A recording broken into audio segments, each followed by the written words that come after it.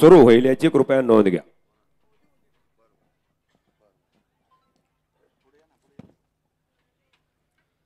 मन्या बैलावर प्रेम करून हजारो मन्याचे चाहते, सर्व शेतकरी बांधव, राजकीय सर्व पक्षाचे नेते मंडळी, मन्याला अखेरचा निरोप देण्यासाठी आपण हजारोंच्या संख्येने उपस्थित आहेत। मी आपले सर्वांचे मित्र आदरणीय राजू शेठ जवळेकर, बाळासाहेब जवळेकर आणि त्यांचे 25 वर्षाचे स्नेही भरदासतांदा लांडगे यांच्या वतीनं मी आपल्याला एक विनंती करणार आहे। आज राजू शेठ म्हणाले मी एवढ्या अवघ्या समाजाचा ऋणी राहील, कारण प्रत्येक मन्याच्या चाहत्याला, माझ्या मित्र परिवाराला या ठिकाणी भावना व्यक्त करता येणार नाहीत, म्हणून या ठिकाणी माझ्या वतीनं तुम्ही दिलगिरी व्यक्त करा।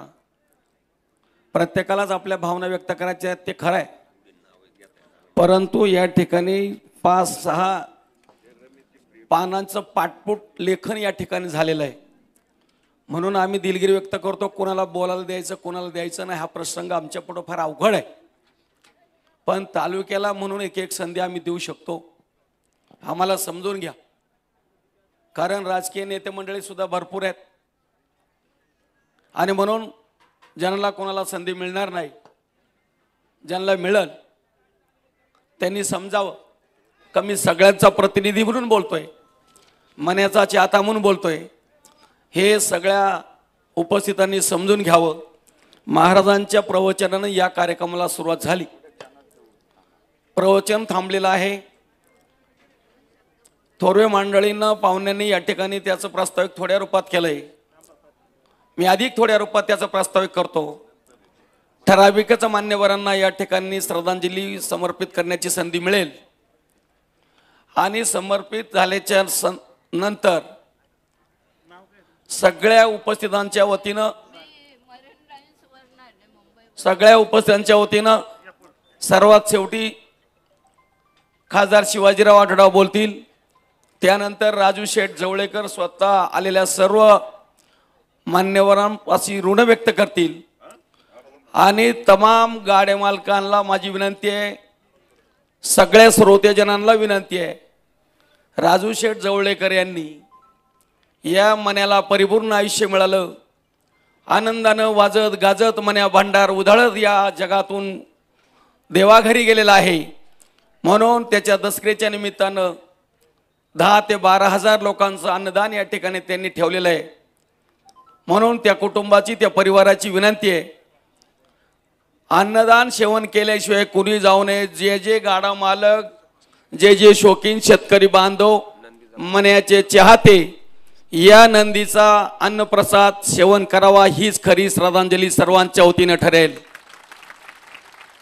आणि म्हणून मला 2च मिनिटात सांगितलंय का 2च मिनिटात तुम्ही प्रस्तावित करा, तुमची 2 मिनिटात काय तुमच्या भावना व्यक्त करायच्या त्या करून घ्या।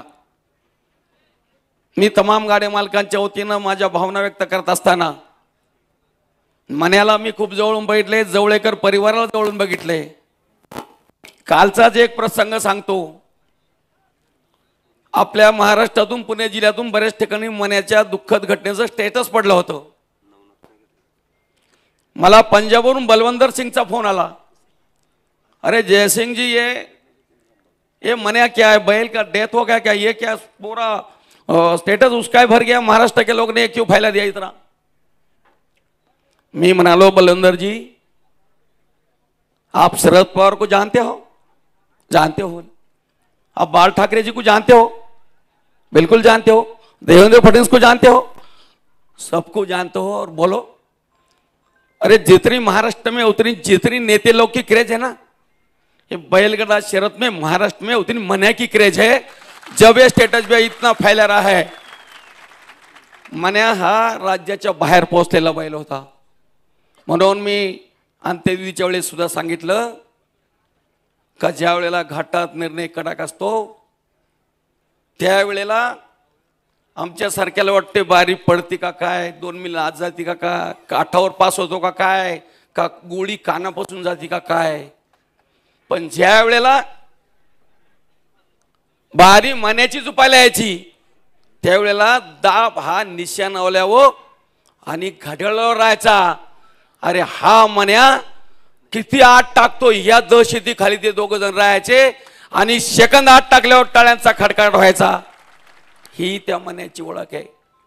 राजू शेठ सभापती झाले, अजून काय काय दुकानात यांची खूप आहेत, कुठे काय माहिती. हे सगळं सांगायला मन्या पुढे यायचा. सभापती पंचायत समितीलाच माहिती असायचे, पण महाराष्ट्रभर कोणी सांगितलं? मन्याबाईलांनी सांगितलं. अनेकांच्या जुगलबंद्या मन्याने करून दिल्या. ही ओळख अनेकांची मन्याबाईलांनी करून दिली. बैलगाड्याच्या ताकदीवर तर खरं सभापती झाले.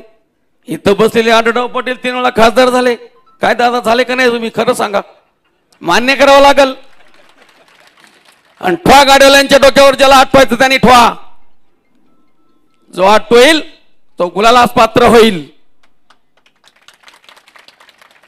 बोलणारे खूप आहेत, ज्यांना गाड्या आवडत नाही, ज्यांना गाड्याबद्दल प्रेम नाही, ते फक्त बोलतात.